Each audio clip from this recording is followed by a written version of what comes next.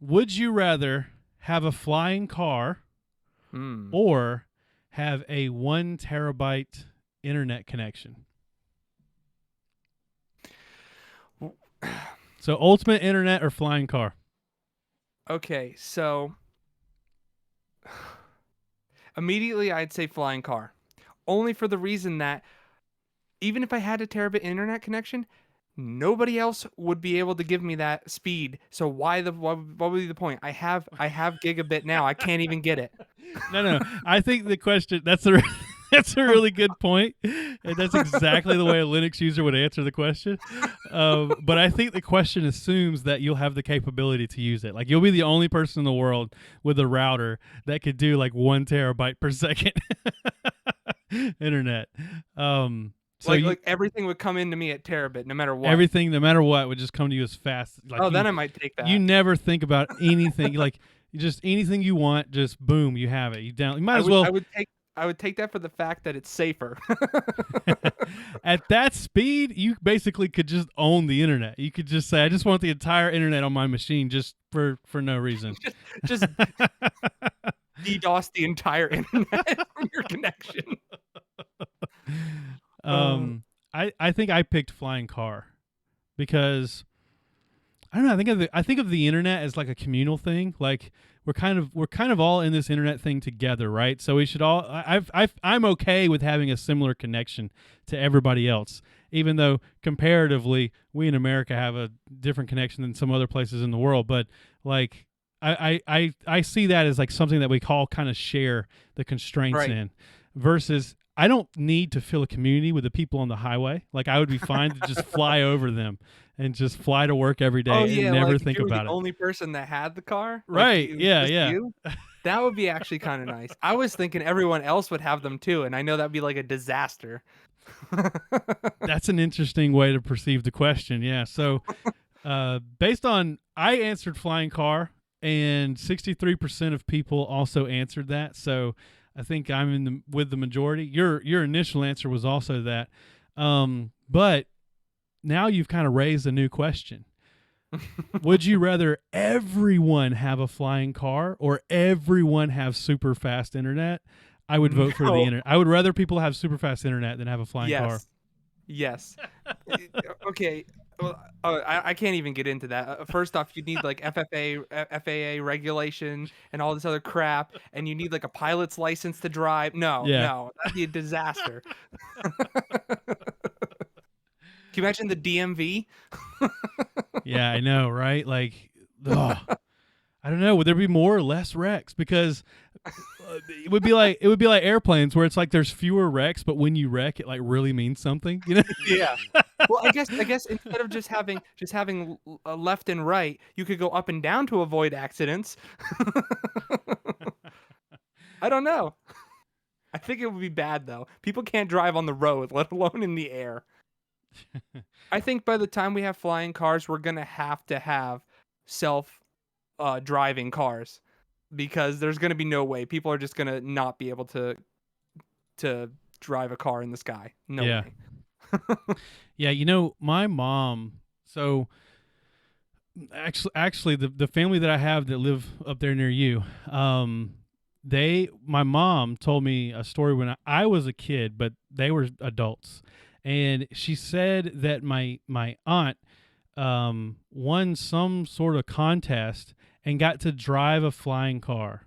And my mom tells me the story when I'm a kid, and I at the time I was like, well, my mom wouldn't lie, and I don't think my aunt would lie. So there must be flying, like in like 5 years, we're going to have flying cars, right? Like I just thought like, yeah, exactly. It must exist. They're just still working on the kinks out. And then, as I got older and older, I just began, for some reason, that little anecdotal story that my mom told me, like just stuck with me for the rest of my life. And like every 5 or 10 years or so, I would just think like, we still haven't gotten flying cars. I'm beginning to think my aunt lied. I don't think she really won a contest and drove a flying car. I don't think this ever happened. Oh my gosh, that's pretty good. Yeah, so I don't know. Next time I talk to her, I'm going to confront her about that.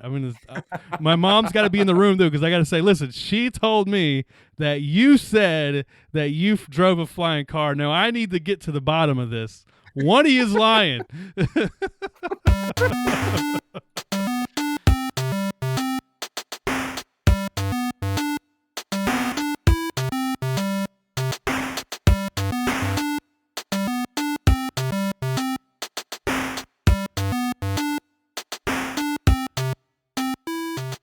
Welcome to Crowbar Kernel Panic, the podcast at the intersection of Linux, gaming, and flying cars. This is episode 17. We are live streaming on, we're actually live streaming on 2 YouTube channels and 1 Twitch channel and Facebook. Our grandparents can watch us on Facebook, guys. Yeah. But you can find the edited versions of this podcast at the YouTube channel Crowbar Kernel Panic. You can send us emails at crowbarkernelpanic@pm.me. You can join us on Discord. There's a link in the show notes. We actually hang out in the Linux gaming section of the Mintcast Discord. This episode, we're going to do the starting with the news thing again, and we have like a ton. It's all Valve news. It's not a ton. It's only 3 stories, but we have like Valve news galore this week. So I think that is to be said. I think a lot of Linux gaming podcasts right now are all hyped up on the Steam Deck, so it's pretty understandable. But first off, there was a story posted. Let me see if I can pull this over to the other monitor. This was actually I'm doing the thing again. Oh no! Oh, I see it. I see your screen like whiting your face out. I hate when this happens. Let's see if I can get it. Come on. I didn't get any suggestions. Actually, we need to check the comments after news. We'll check the comments, but I don't believe I got any suggestions. All right, we're just gonna pull the whole screen over. So this was posted by GameRant.com. Valve is hiring people to check Steam Deck game compatibility. The title is a little misleading. They're actually, as far as I can tell, they've not actually posted like a hiring page or anything like that, but they announced that they are staffing up support for a section of the Steam Deck department to facilitate this type of compatibility checking. And so specifically, there was a quote from an email. It says, we have hired an additional group of testers specifically for Steam Deck compatibility, and will continue to hire new staff to support this group. It will take some time to perform a Steam catalog check in addition to titles that are released in the meantime. So it sounds like they've already got people hired, I guess basically is what I was trying to get at. And they're still hiring to like support this like group of people. But that's pretty cool. They're working towards like checking compatibility. So yeah, we don't just have to rely on they have a small list, small relative to the overall size of all of Steam. They'll be expanding that as they check more compatibility. Right.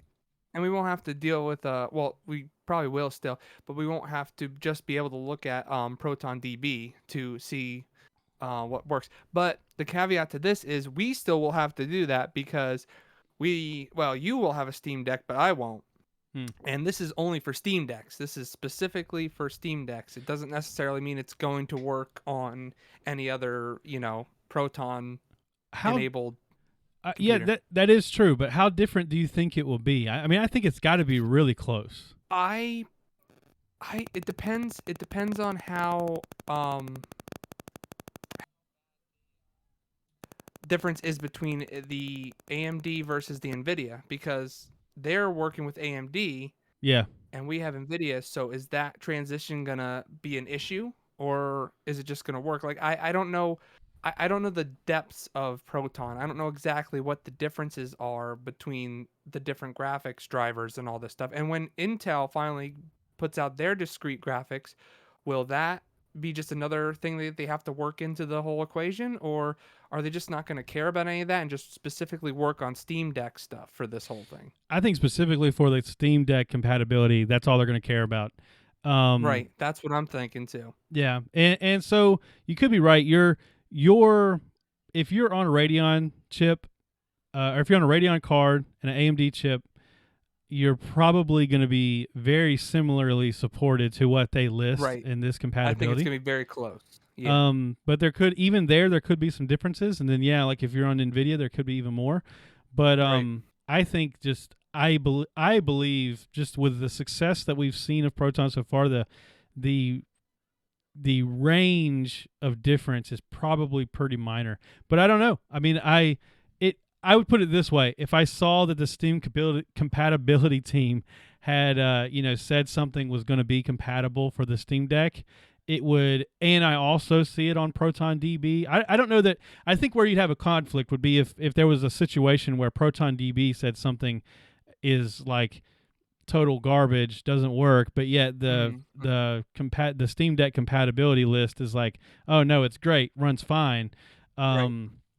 I don't know which one you would trust, but I can't imagine there's many cases where that's going to be You the see, I don't know result. how deep. I don't know how deep the Proton layer works at. Like, is it just working at the API level, like DirectX and all that stuff, or does it even go deeper and it goes into the drivers? Like, if that's the case, then we would see a big difference between the different driver vendors. But if it doesn't, if it's just working at the API level, it probably won't be that big of a difference. Yeah, I don't know the exact details there, honestly. I don't know either. I'm just kind of spitballing it and kind of just asking the question, like, is it going to be any lower level than just the API? Um, a oh god, I don't know how to say. God, I don't know why I'm having this problem with the screen thing. Aroged. Oh, Roge? Yeah, I think so. I don't know how you say that, but they reported on this as well, which is where I found the quote from the email. So I just want to point that out. And they don't report it as Steam is looking for this staff. It's to support a new staff that they've hired for that. But how cool would that be to have that job, right? You get to Yeah, test seriously. Linux compatibility. The early episodes of this podcast, and I'm sure many going forward, we basically were performing this task, right? Like we were testing Yeah. games on Proton and then reporting on how well it did and what we had to do to make it work. So just saying, Valve, yeah, I you're know, looking for seriously. more Why aren't they testers. like just gobbling us up? We should be getting emails. We'll even include a podcast with our employment. Yeah. We'll even send you a cake. That could be a lie. All right, I'm just gonna have to just do the moving my screen all the way over thing. So introducing Steam Deck Verified. So this kind of latches on to that last story. What they're going to be doing with this information is they are launching a new website that is basically an official Proton DB. Only that there's a difference between the two sites, and Proton DB will still be important even after this. So let me explain.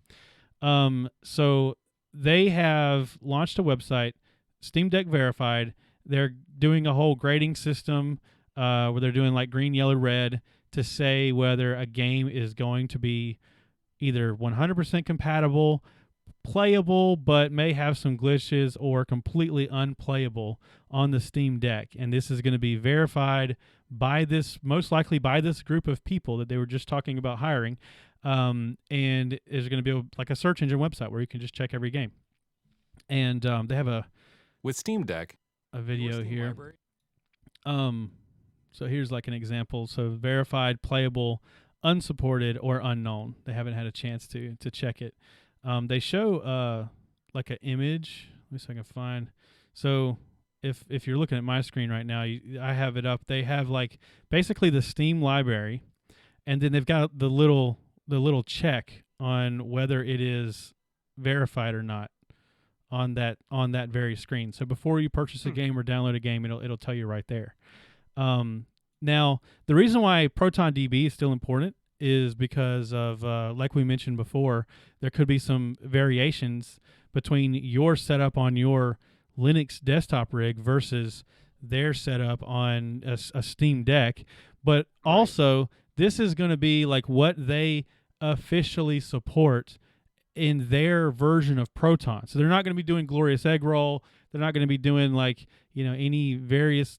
I doubt they're even going to say like, oh, this works if you put in this command on launch, or if you switch to this older version of Proton. I doubt they're going to have any of those types of. This is going to be games that are like, oh yeah, you install it and it works. I think what's going to happen is, I think they're going to find out that they're not going to be able to support every game with the latest Proton, and what they're going to have to do is they're going to have to attach a Proton version to that game, because once this thing starts to roll and they start to get all this code in there, it's gonna end up getting too much, and they're not going to be able. It's going to be like Windows. You know how with Windows, as we go on, older games start to not work with that. Linux doesn't have that issue because of Wine and all that, but Windows does. And I think that's what's going to happen. And they're just going to have to pin certain versions of Proton to certain games. I wish they did that already, because a lot of games I do have to have different versions of Proton on. Yeah. And a lot of times I forget, and I have to figure out which one it is when I reinstall the game. But yeah, I think that would be a good thing for them to do. So Valve, if you're listening and you have this issue, I already told you what to do. Yeah, I just opened Steam just to look at. So, yeah, what they would do, I guess you would still have this option where you can go to properties and then compatibility. So if you don't, maybe if we're just speculating here, this is not part of this article, but if they did know based on their testers that like a previous version of Proton was better for a certain game, it would just automatically choose the appropriate one here. And because some games won't launch on the newer ones. Yeah. And I don't know. I think that would be a positive feature, especially it's so easy to change it. If it was like a real Apple move where they were like, oh, we're going to make the decision for you and you don't get to change it, that would be different. But I think that would be a positive move. So you can have that idea, Valve. We'll give that one to you. But yeah, I think it'll be interesting to see how the Steam Deck verified compares to what we see on Proton DB. Right. That's that's gonna be very interesting. I can't wait to see that. And I want to do a lot of testing, and I want to see these games that are 100% working on Steam Deck. I want to see if they're any better on my system than they were in the past. Like, I want to see how it's translating over. Yeah, and I wonder if they've got somebody at Valve, if they've got a group of people that are just doing this, how much influence do they have? If they try Resident Evil Village and it doesn't work, can they influence Valve to change something or to push something in some direction, or like how much? I mean, more than if those people didn't exist. I guess we could say that. I wonder how many emails Valve has sent Glorious Egg Roll with money attached to it to try to hire him from Red Hat. I doubt they've sent him any, but they should be. No, they're probably just taking his work. They're probably just looking at his Proton thing and being like, "Oh, that seems pretty good." Yeah, but in retrospect, he does that, so that's, they can take it. It's not like he's doing it on the DL and saying, "Oh, you can't see any of my work." It's all open, making the world better, man. Yep. God bless him. Seriously. you know those like those posters that people do of like celebrities, but they look like saints with like the thing. I want a Glorious Egg Roll one to put right there on the wall. The samurai egg roll. Oh yeah, we didn't talk about this one beforehand. And I was planning to watch some videos about this and kind of get a I guess form an opinion on it. But I forgot to do so. I was out all day today. I was planning to just work on show notes today, but we ended up going like clothes shopping and stuff.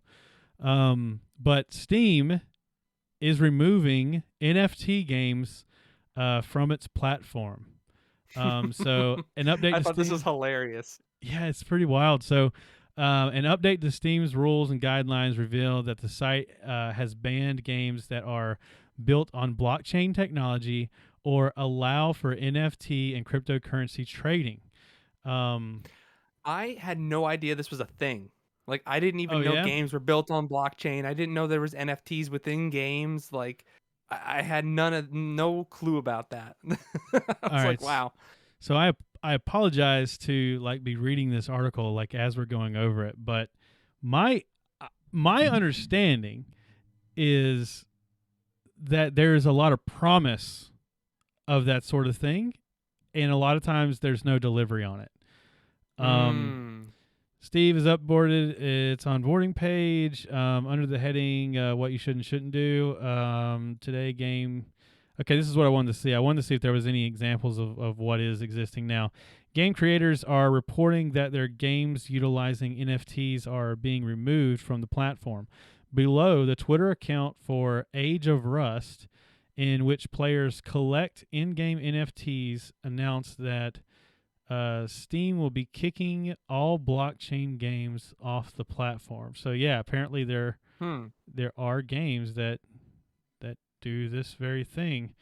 The Age of Rust account adds that understanding Steam's point of view is that items have value and they don't allow items that can have real world value on their platform. Oh, I see now.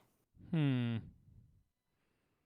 Because once you tie it to an NFT, it actually has value. Well, according to the internet. Yeah, I could see the argument though that there are still things. I mean, I'm trying to think that, the first thing that popped to my head, and like I said, I unfortunately I should have read this beforehand. The first thing that pops to my head is like when Diablo did like the world auction house type thing, where they actually were like you could buy things on the auction house for like U.S. dollars and sell things.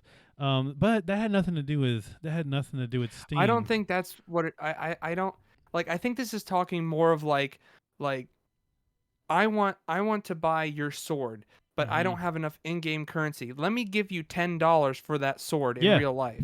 I mean, think that's what they're talking about. You could like do that kind of a scenario. Yeah, you could do that on Diablo, and they took it out. But you could do that in any game. There was a time period where you could do that. There was a time period where Blizzard. Oh, you're saying you could actually do it within the game, like it was facilitated by Blizzard. Yeah, like you could actually. They had a real money auction house. Yeah. But I was saying you could do it outside of the game, like no matter what game it is. Obviously, you can send the guy money. That's true too. You can there's like just like third party websites that will just you can just buy. You can buy a stolen account. Yeah, exactly. Exactly. But yeah, the thing about this is like I've seen like YouTubers like in the gaming world make fun of like these like NFT like scam games. There's like a lot of games that will like they'll promise the world that like you're going to be able to pick up a sword, and that sword is going to be on the blockchain, and it's going to be your sword, and like no one else will have that sword, and then you trade it to another player, and that's tracked on the blockchain. And the concept is a neat cool concept. It's a really cool concept. And I think most people would agree that it's a really cool concept, but I think there are people out there that are taking advantage of the fact that there maybe some people don't realize how possible or impossible this really is, and maybe it's possible on a small scale, but it's impossible on a really large scale. And there's just grifters out there that like will just take advantage. They'll have Kickstarters, promising these things, and then it's really easy to get a game on Steam, even if it's not released yet. And so, but they look more legitimate because they can link their Kickstarter to this like Steam page. Whenever I read the headline, that is kind of where my mind went, and there's also like a thing where, this is not really a problem on Steam, but I imagine Steam doesn't want to contribute to it. But there's also like these like pump and dump schemes on Twitch where like big streamers will announce that they're investing in this new crypto, and then they push all these people to it, and then they just sell theirs immediately, and then it's worthless because they were like the largest investor in the entire holder. thing. Oh man, and so it's one of these things where like I've been a crypto bro before. Like I totally love the technology behind it.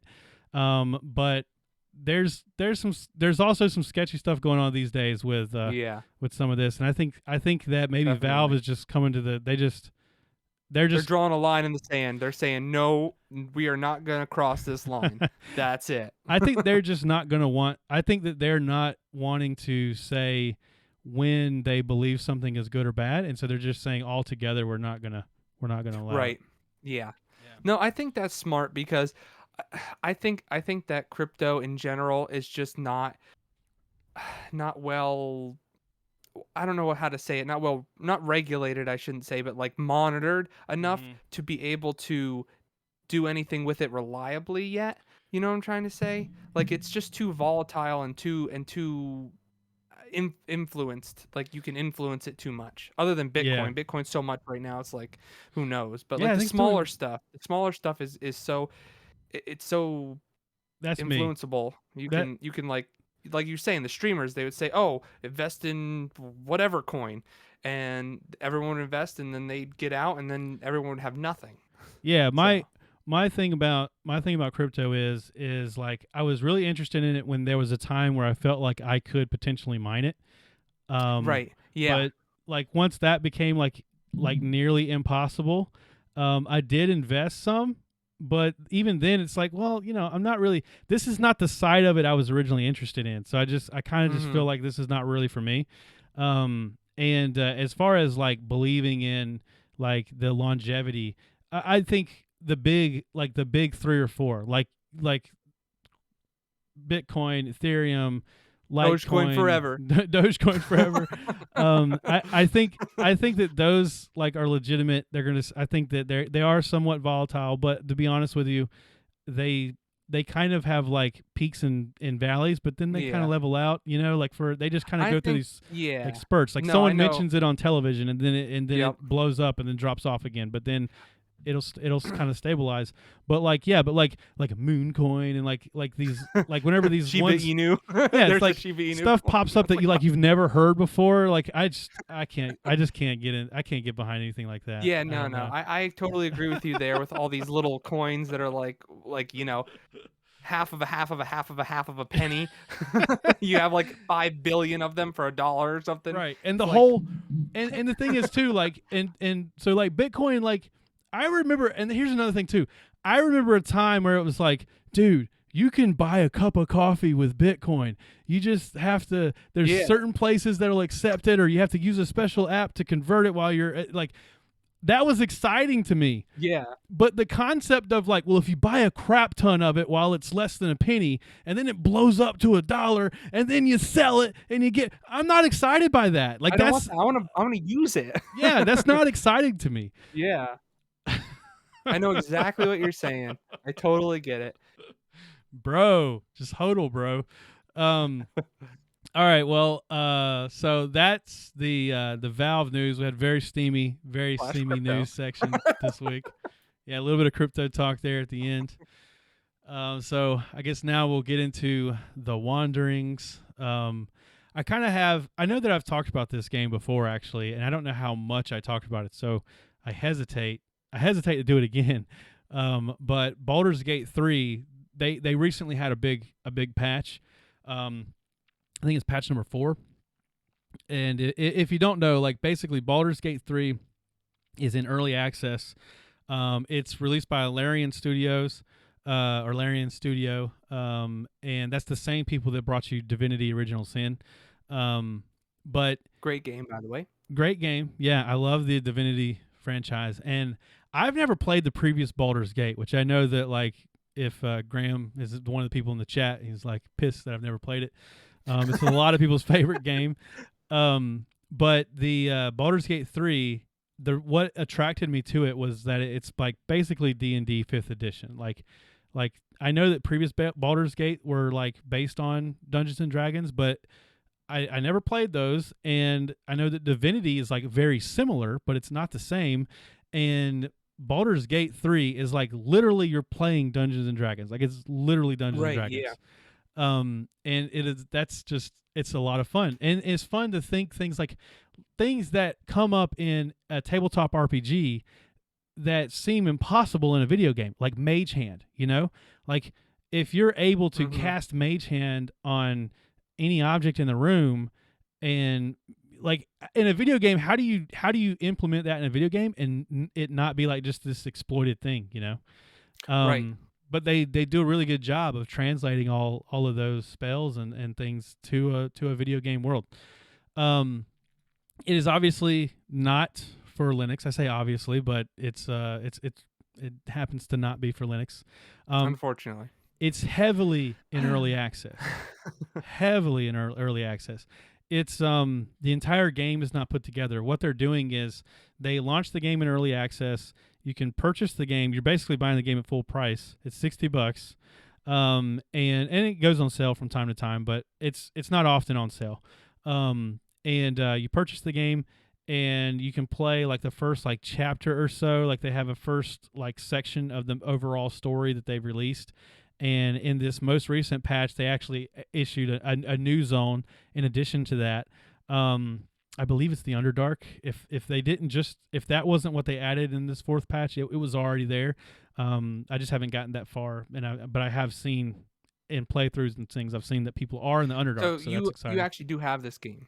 Oh yeah. I picked it. I picked it up whenever it was announced because I just knew that some of my friends were getting it, and right. I remember we were going to play it together. Yeah. Yeah, you said that the at the time when you first got it, the performance was pretty bad. Yeah. Now has it improved? Oh yeah, I don't know. Maybe you mentioned it. I was reading something else. It's very playable now. No, it's very playable now. Okay. That's one of the things I was going to get into. So, I happened to reinstall it, and I was using the latest Glorious Egg Roll Proton before the new patch. Yeah, Lord and Savior Glorious Egg Roll. Before the most recent patch, I was using that, and it was playable, but the cutscenes were like, oh my gosh, they were like running in slow-mo, like they were so slow. I hate that. That's almost worse than the game not working right. Yeah. Once you were out of the cutscenes, the game operated, but it was almost like I had to like play the game for a while until that would start happening, and then close the game and relaunch it, and then it would work again for a while. You're having your mics are doing something weird. I muted it for the stream. It's back to normal now. It's good. Sorry, I don't know what's going on with that.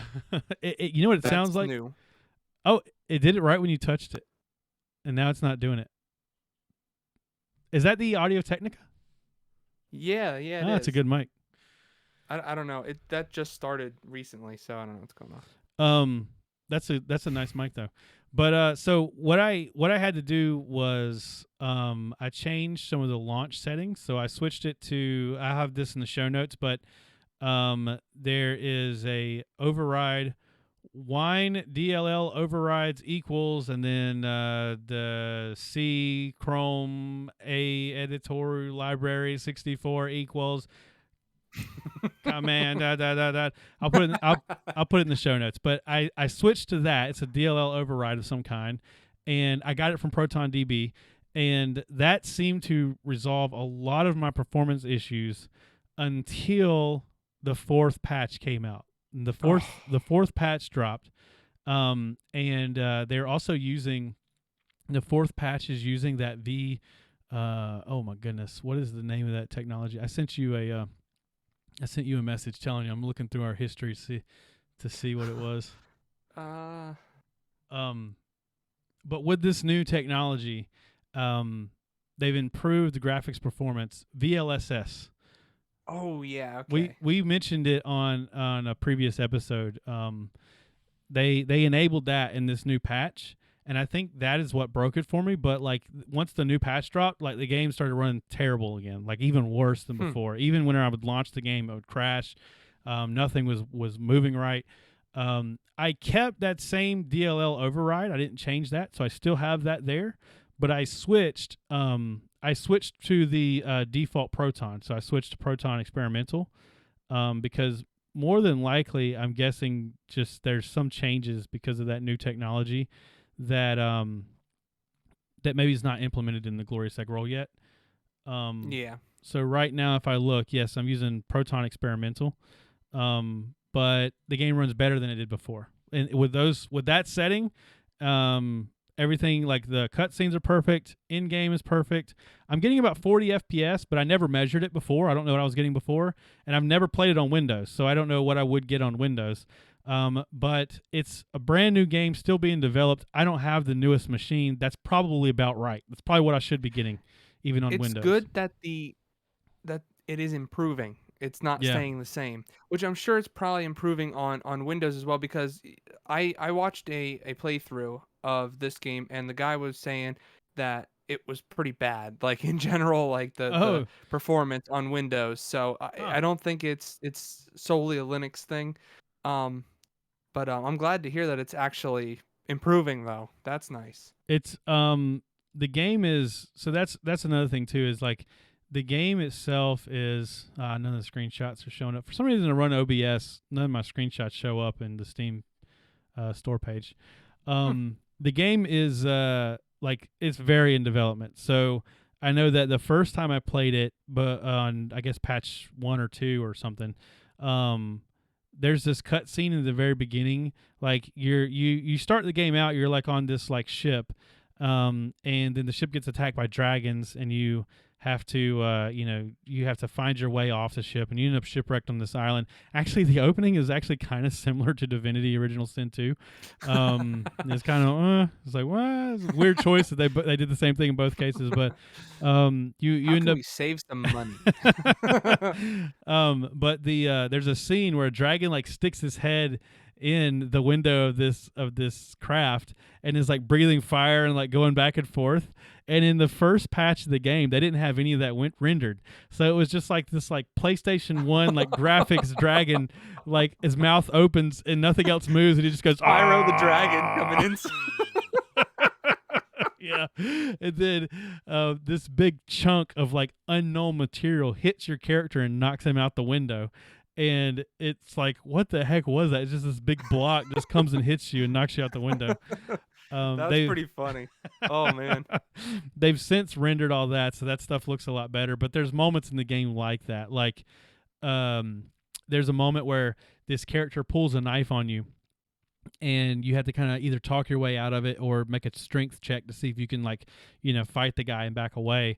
And after, like, based on the decision you make, that guy may or may not still have the knife in his hand. Well, the knife is like this far away from his hand. Like it's like a huge and it's just like floating in midair as he moves his hand around. Oh, that's great. Oh, man. That is great. The game looks very good. Like everything is like very well rendered and stuff, but they've just not worked out all this smoothness. There's a few glitches. Yeah, they haven't figured all this smoothness. Hey, that's normal out. For Skyrim, so I mean that game's 10 years old. Yeah, it's true. It's true. It's very Skyrim.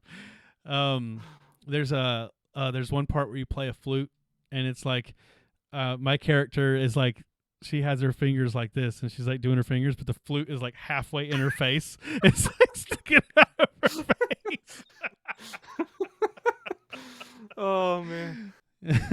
That's good.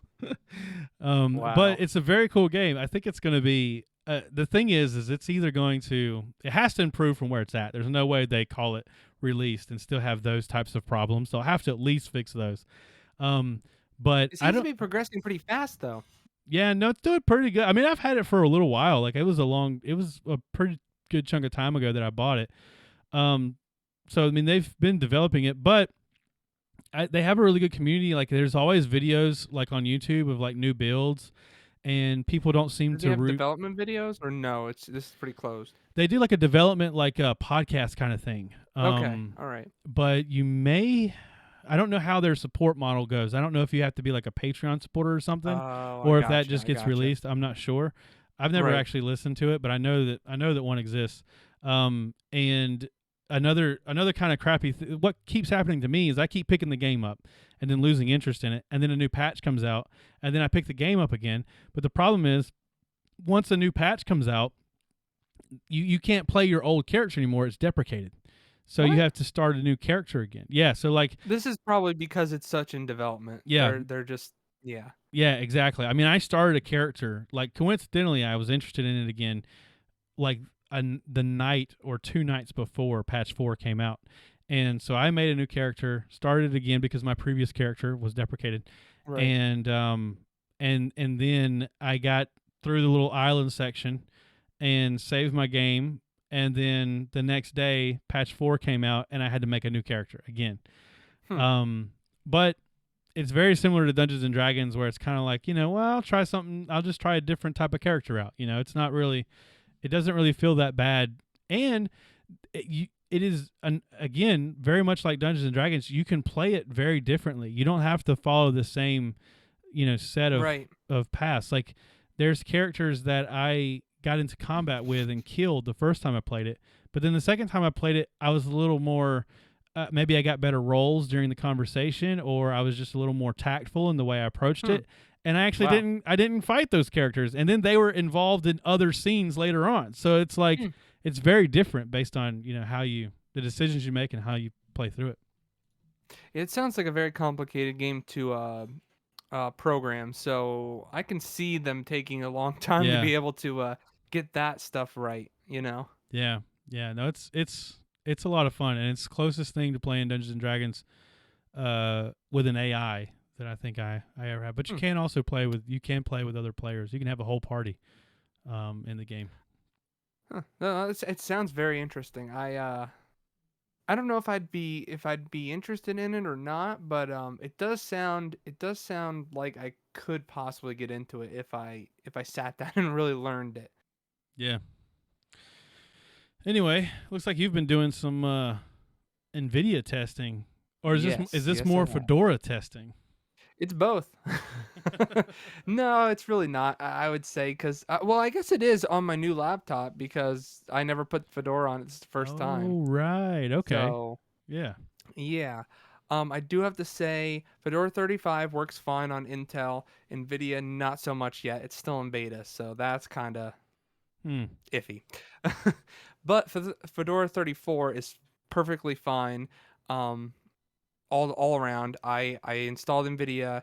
It defaults to the X session, but I enabled the Wayland session, which is it takes a couple of commands here. I have them. In the show notes. I'm not gonna read them out because they're kind of crazy. But you gotta modify some files, some conf files to allow GNOME. This is GNOME specific. Um, you have to allow GNOME to be able to use Wayland because it automatically shuts Wayland off when you install Nvidia because of how it's been, because it's not official yet. I guess I'm not sure exactly what that is and when they're going to change that. But Yeah. It looks yeah, like once you you're telling GDM to use Wayland basically. Yeah. yes, basically, yeah, because it uses it when it's on Intel, and then once you install Nvidia, it just automatically says no, not to use it because so like I said, it's still in testing. It's not official, I guess, yet. Um, so yeah, once you do all that and you get it turned on, it works great. Like Yeah. for I should say it works great for desktop stuff, anything that has to do with that. I did have a couple of like glitches with Steam, and I Mm-hmm. think it's something to do with how Steam is designed. I had some white streaks going on. I had like half the like a diagonal line going down Steam, and then the one corner of it was white, and the rest of it I could see, and I could scroll up and down, and it would flicker and all this crap. Huh. Um, my other applications worked fine. I don't know why Steam was having that issue. Um, oh, and when you enable Wayland on Nvidia, the touchpad gestures work, which is why I did it. But this is where I have my problem. I only got to test. Let's see here. Yeah, I only got to test ESO, but when I was playing ESO on Wayland and Nvidia, it it ran fine, like the frame rate, but it had this. I don't even know how to. It's like a shutter. It's not a stutter. It's like the shuddering as you're moving your mouse around, looking around.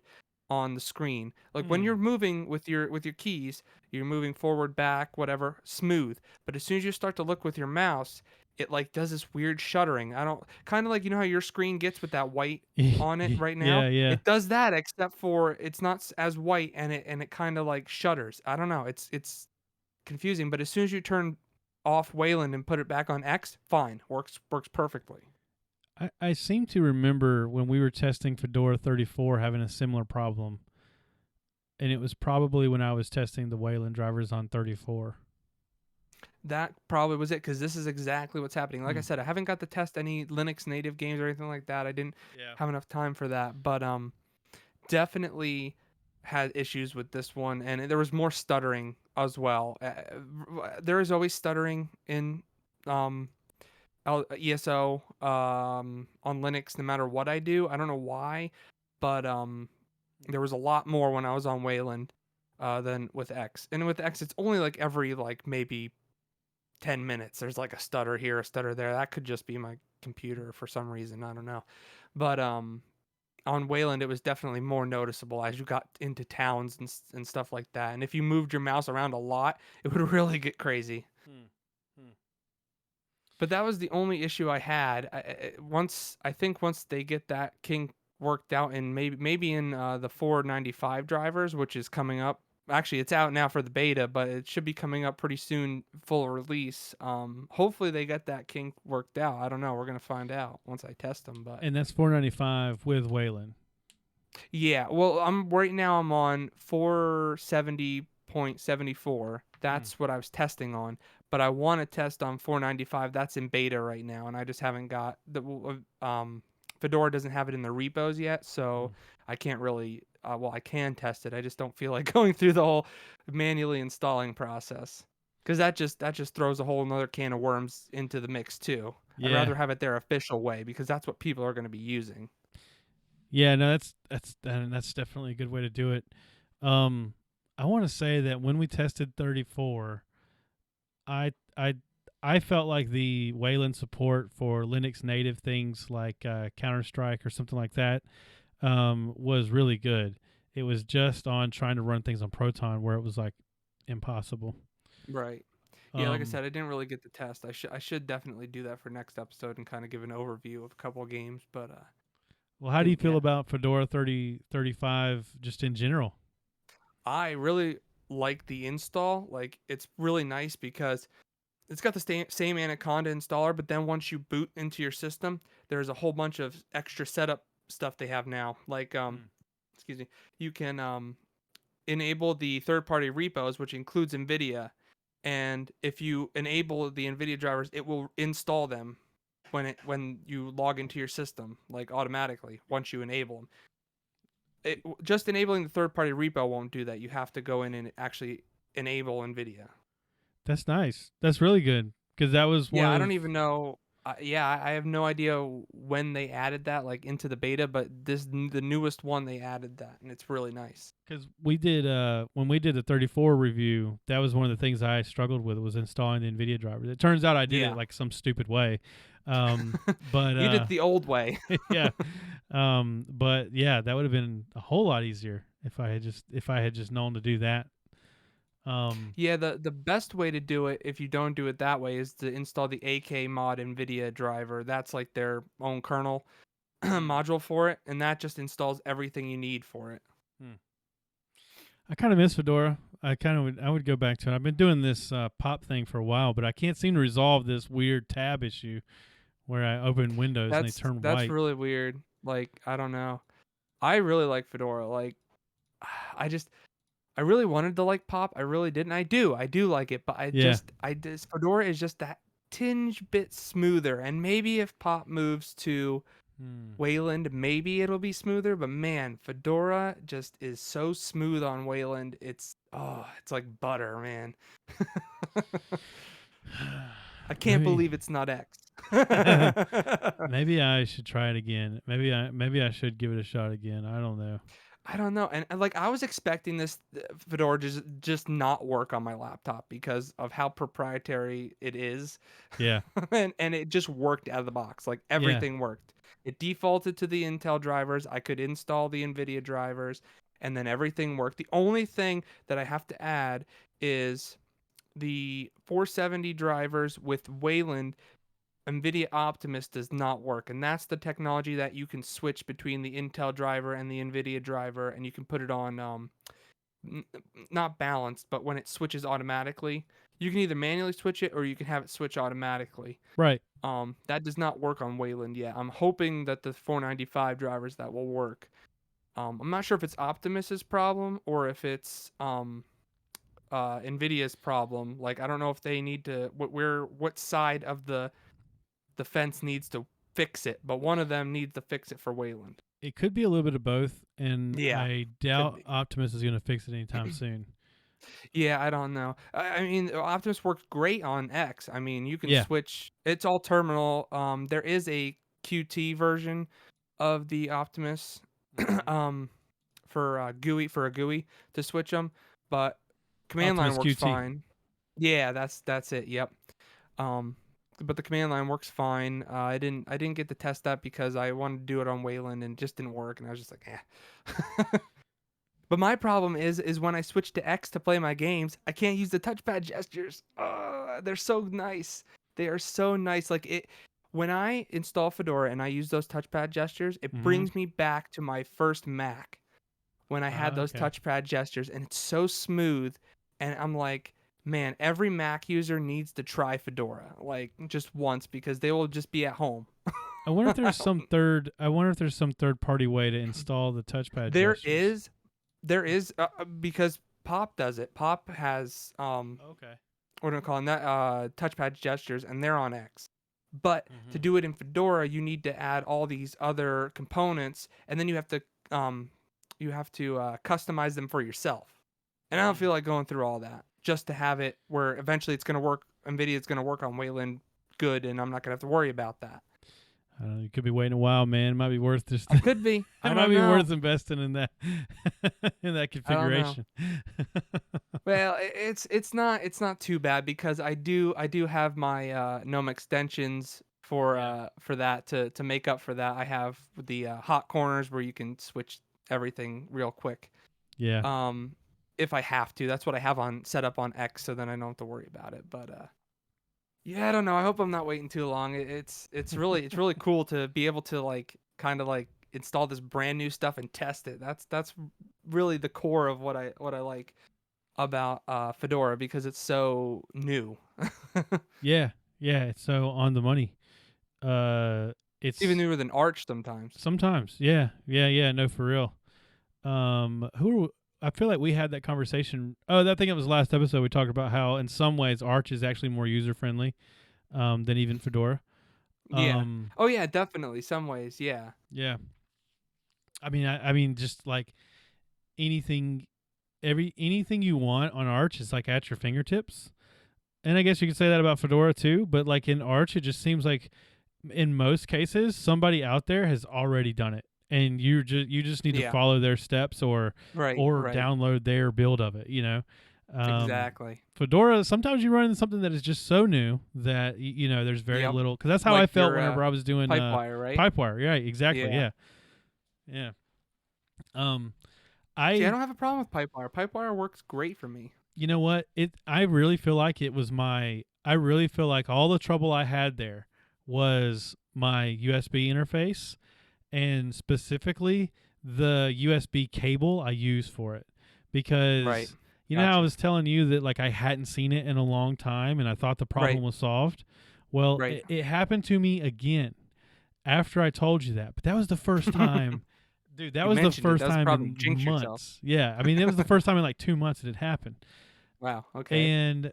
But I was recently using my USB interface to record guitar, and so I had moved some things around, and I probably had jiggled that cord, whereas before that it sat for a long time with no movement. And this time, for a new cord? Yeah, I think it's time for a new cord. But this time, whenever it happened, I was suspicious of it. So I got the pop-up here where, like, if I go to settings and then I go to sound, I had the same scenario where there was nothing in this item right here for output device. And what I did was I just unplugged my USB, and then magically my other audio device just popped up. Hmm. And then I plugged it back in, and then the USB popped up. So I think it's literally that cable. I don't even think it's the device. I think it's literally that USB cable. And the USB cable, the device didn't come with one. I'm just using some spare one that I had somewhere, and it's some sketchy looking one, that I got with something somewhere. Some eBay Chinese model. Yeah. So it's probably just that cable. I need to like order a new cable or go to Best Buy or something, and that'll probably solve that problem. And then I probably won't even know I'm running Pipewire. It'll probably work like a charm. Could be. And then we got to go back and one redo thing- all those reviews because they're all bogus now. Yeah, that's fine with me. We can always go back. Yeah, we could use another Fedora video for whatever reason. That's like that video. Yeah, it's we could still use one. it's still killing it. Still over trending. Still trending. There. By the Oh, way, man. I'm gonna check out. Let's see if we got any. I don't know if we've got any comments recently. I did not look either. I am really bad with that. We got we did get some new subscribers. We're almost cool. at 70 subs now on YouTube. And so that's looking good. Let's see if I don't I know. don't see any comments on our last one. Yeah, I don't think we got any comments. I don't think we got any new comments to go over. So we may just round out the video here. I had another game I was going to talk about, but I didn't really get to play it much. I bought it because it was on sale. It was like $7.99. Because Steam is doing this really cool thing this week. It is the Steam Digital Tabletop Fest RPG edition, and it's just for this weekend. It was October 21st. Oh, to the 25th. So it's going to go on tomorrow too, basically. But it's a ton of tabletop RPGs, things like Gloomhaven, which is another game I've been meaning to pick up. How much is it on sale for? Oh, it's still $35. Yeah, no. Yeah, it's a little high, but that's like my limit. It's a PC game version of the tabletop game Gloomhaven. They also have, of course, they have Baldur's Gate. They have a bunch of games right now that's listed in this section. Not all of them are on sale though, because Baldur's Gate's not on sale; it's full price. Divinity Original Sin 2 is $17.99 right now. That's a really good game. I can say on Proton it runs very well. You don't need to make any modifications. You can just install it and play it. Wildermyth, this is one. It is a Linux native. I've heard good things about it. I've never played it. Slay the Spire is like a card. It's like a card game RPG combat kind of thing. It is also Linux native. It's another one I've seen good things. It's $9.99.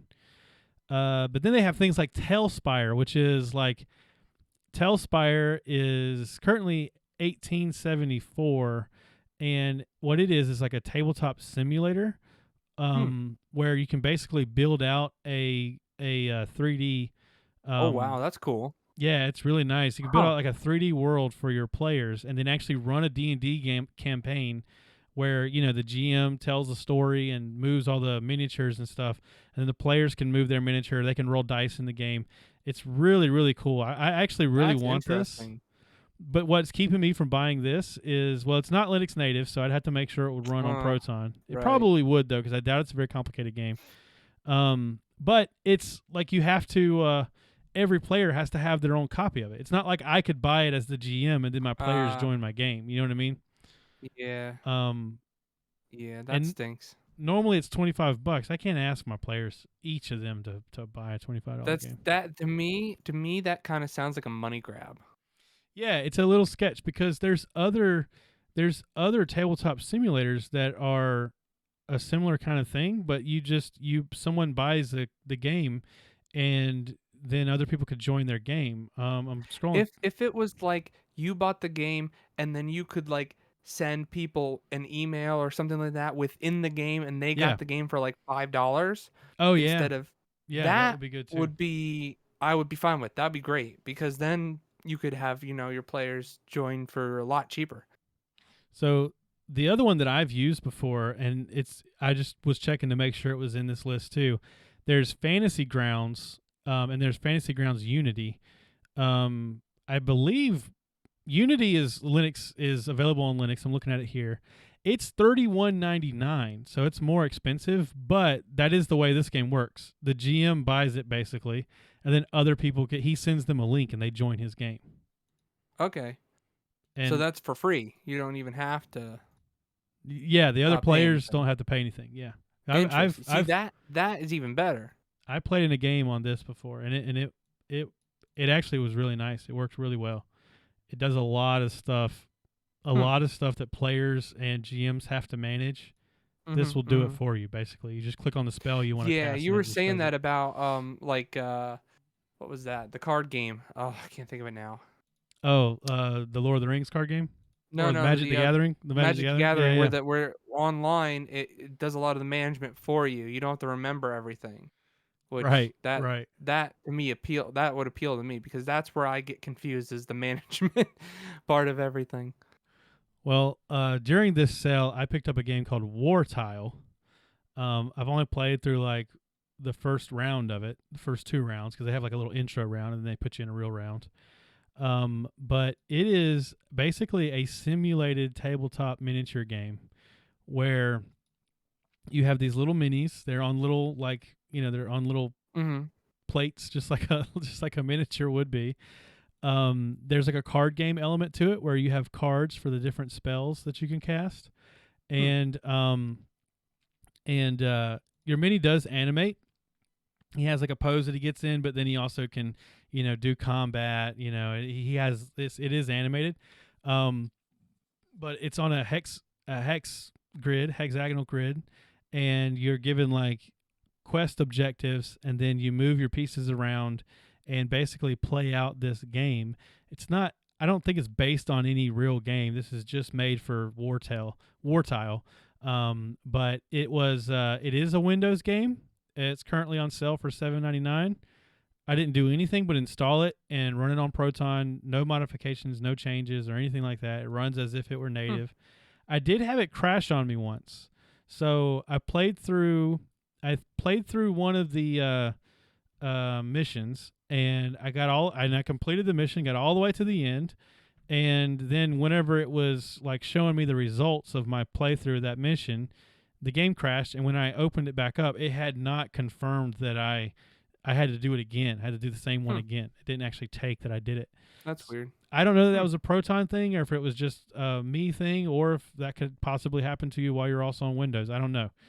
I didn't play it long enough to really verify if that was like a recurring issue, but I would say if you're like me and you like PC games, but you also really like war games and RPGs in real life, this is a really cool kind of mix between the two worlds. But I guess we'll take it with a grain of salt, because I did have that one issue, but I don't know, that could have just been me. It's a really neat concept though.